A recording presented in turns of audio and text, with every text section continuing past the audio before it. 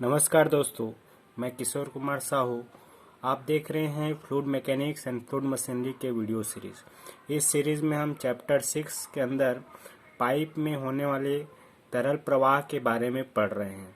तो जब भी कोई तरल पदार्थ जो विस्कस हो, किसी पाइप में फुल फ्लो हो रहा हो, विस्कस फ्लो हो रहा हो, टर्बुलेंट फ्लो हो रहा हो, तो उस समय उस पाइप में एनर्जी में हानि होता है। और एनर्जी में होने वाला हानि दो तरीके से हो सकता है, एक मेजर एनर्जी हानि और एक माइनर एनर्जी हानि। तो हम मेजर एनर्जी हानि के बारे में डिस्कस कर रहे हैं। और मेजर एनर्जी लॉसेस या मुख्य जो ऊर्जा में हानि होती है वो किसके कारण होती है? घर्षण के कारण। ठीक है, तो घर्षण के कारण होने वाले ऊर्जा हानि या शीर्ष हानि के बारे में हमने लास्ट लेक्चर में डिस्कस किया था। और वहाँ से हमें एक इक्वेशन प्राप्त हुआ था कि अगर कोई तरल पदार्थ किसी पाइप में फ्लो हो रही है तो उस पाइप के दो बिंदुओं के बीच, जिसकी लंबाई हमें पता रहती है, उन दो बिंदुओं के बीच होने वाले हेड लॉस, शीर्ष हानि या ऊर्जा हानि को इस इक्वेशन से हम फाइंड आउट कर सकते हैं। ये लास्ट लेक्चर में हमने फाइंड आउट किया हुआ था। H F is equal to F dash upon rho ji into P upon A into L into B का स्क्वायर। यहाँ पे एफ डैश क्या है ना, प्रति इकाई क्षेत्रफल, प्रति इकाई वेलोसिटी में होने वाला घर्षण प्रतिरोध का मान है। रो डेंसिटी है, जी गुरुत्वीय त्वरण है, पी क्या है, पेरीमीटर है, ए क्या है, क्रॉस सेक्शनल एरिया है पाइप का, ए लंबाई है पाइप की लंबाई, और वी उस पाइप में होने वाले प्रवाह का वेग है। तो इस इक्वेशन का यूज करके हम घर्षण से होने वाले शीर्ष हानि को ज्ञात कर सकते हैं या ऊर्जा हानि को ज्ञात कर सकते हैं। इसी इक्वेशन को आगे और सिंप्लीफाई करके अलग अलग साइंटिस्ट ने इक्वेशन दिया हुआ है। तो सबसे पहले हम लोग डिस्कस करते हैं कि इस इक्वेशन 1 को यूज करके सबसे पहले डार्की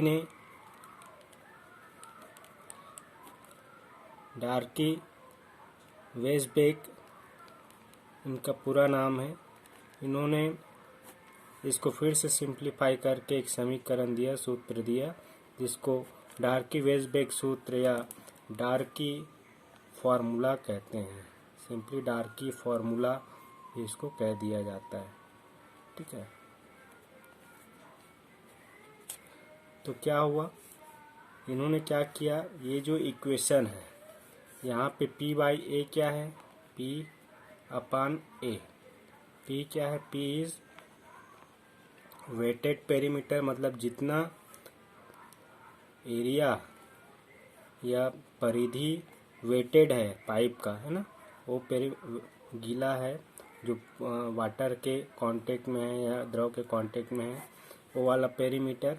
और ये ए क्या है, पाइप का क्रॉस सेक्शनल एरिया। ठीक है, तो पेरीमीटर का मान क्या होगा पाइप के लिए, ये पाइप है तो ये पेरीमीटर पाई डी के बराबर हो जाएगा। डी क्या है, इस पाइप का डायमीटर, और क्रॉस सेक्शनल एरिया हो जाएगा पाई बाय 4 इंटू डी का स्क्वायर। ठीक है, इसको आप सॉल्व करेंगे तो ये फाइंड आउट होगा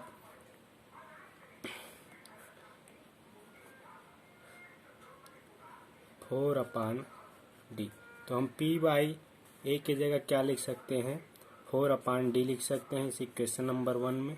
वैसे ही यहाँ पे एफ डैश अपान रो जी ये क्या है, this is equal to f by 2। और ये यहाँ पे एफ क्या है, f is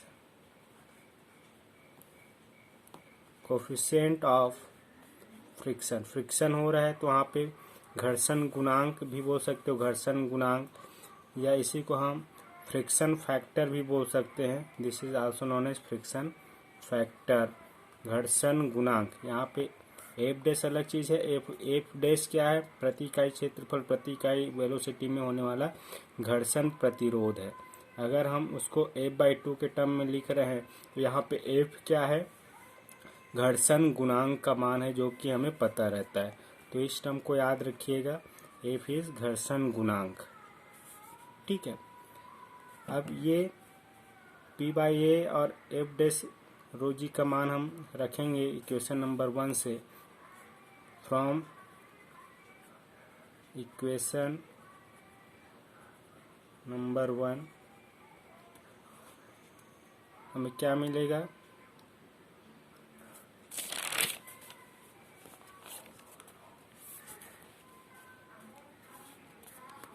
H F is equal to f by 2 4 by D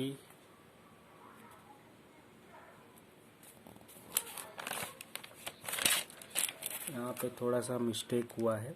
ये जो एफ बाई रो जी है, ये रो केवल एफ बाई रो होता है, जी टर्म यहाँ पे नहीं होता है। F dash upon rho is equal to f by 2 होता है, ठीक है, इस चीज़ को याद रखिएगा।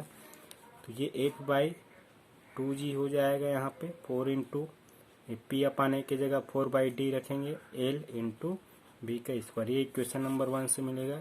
इसको आप और अरेंज करेंगे तो ये मिलेगा 4 into F into L into B का square upon D into 2g। This is equation number 2, ठीक है। और यही क्या है, डार्सी का इक्वेशन है। This is Darcy formula.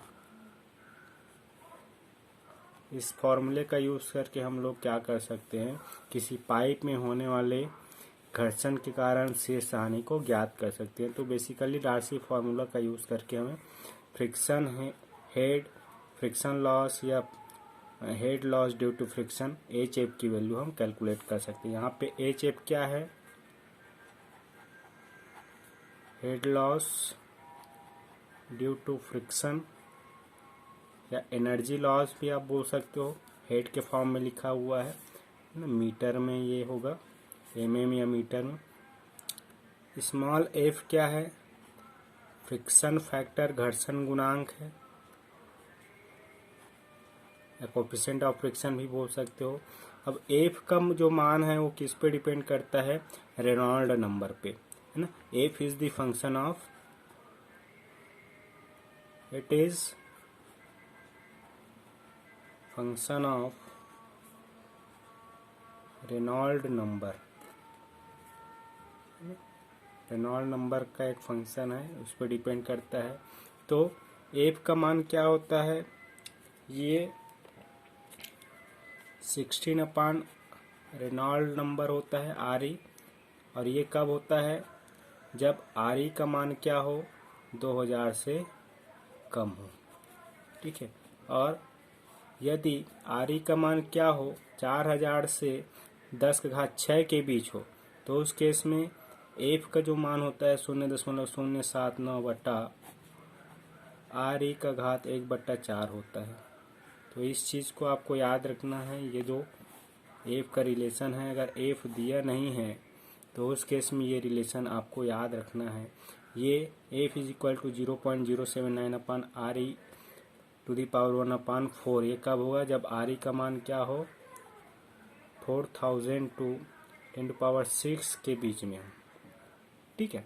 तो ये इक्वेशन आपको एफ कैलकुलेट करने के लिए करना है। और आर ई क्या लिए, इक्वेशन तो पता है हमें, इक्वेशन क्या होता है आर ई का, ठीक है, हमने लास्ट लेक्चर में डिस्कस किया था। इसके अलावा भी क्या है, इट इज़ दी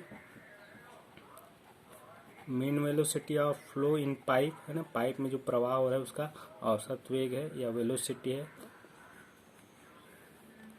मीटर पर सेकेंड में, ठीक है। इसके अलावा एल क्या है, लेंथ ऑफ पाइप है, this is length of pipe in metre.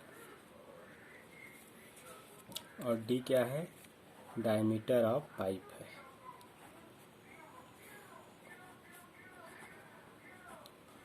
In metre.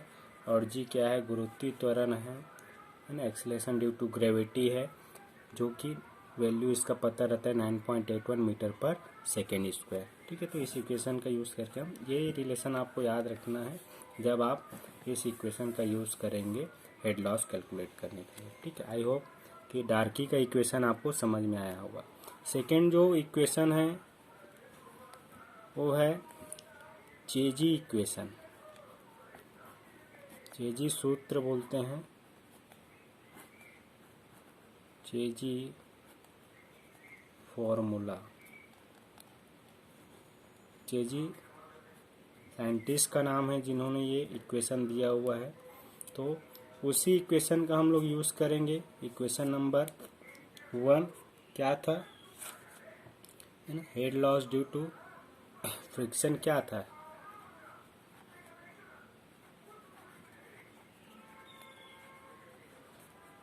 Friction के कारण हेड लॉस क्या था। Equation H F is equal to F dash upon rho ji into P upon A into L into V का square. ठीक है, अब यहाँ से हम अगर v के बराबर वैल्यू निकालें तो v का वैल्यू क्या होगा, इसको हम फाइंड आउट कर सकते हैं। ये होगा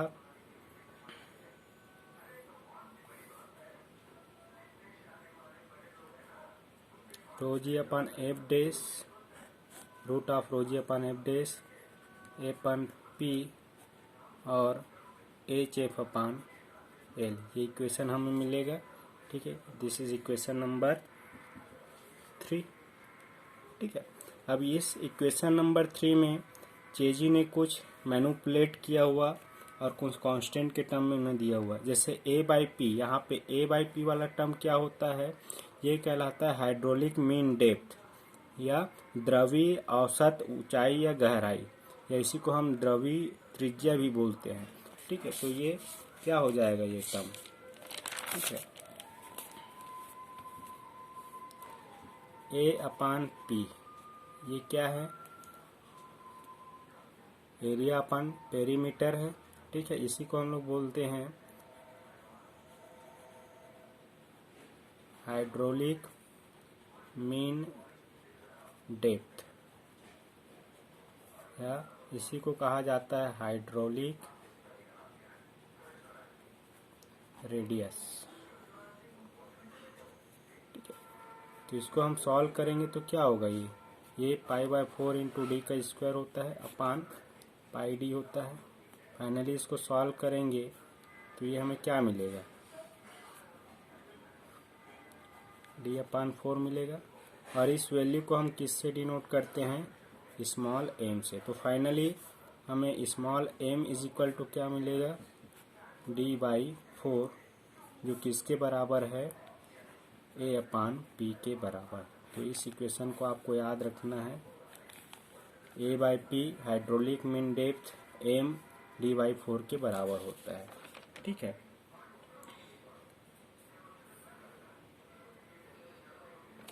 इसके अलावा चेजी ने इस वाले टर्म को रो जी अपान एफ डैश वाले टर्म को क्या माना, कांस्टेंट माना, और इसको कैपिटल सी से डिनोट किया। यहाँ पे ये कैपिटल सी क्या है, चेजी कांस्टेंट है, चेजी नियतांक है जिसकी वैल्यू हमें पता रहती है अलग अलग फ्लूइड के लिए।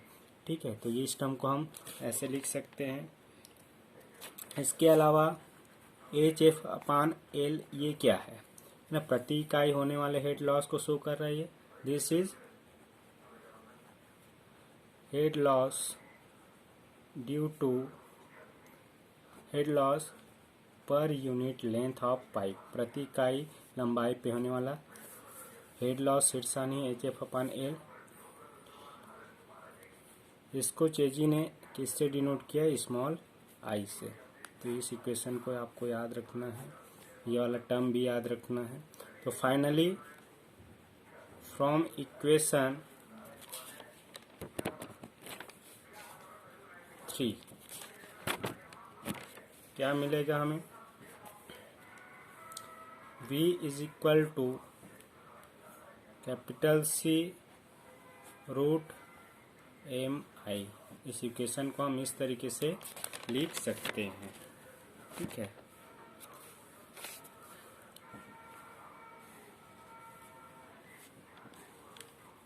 This is equation number 4। और इसी इक्वेशन को हम लोग क्या बोलते हैं, चेजी का इक्वेशन, है ना। दिस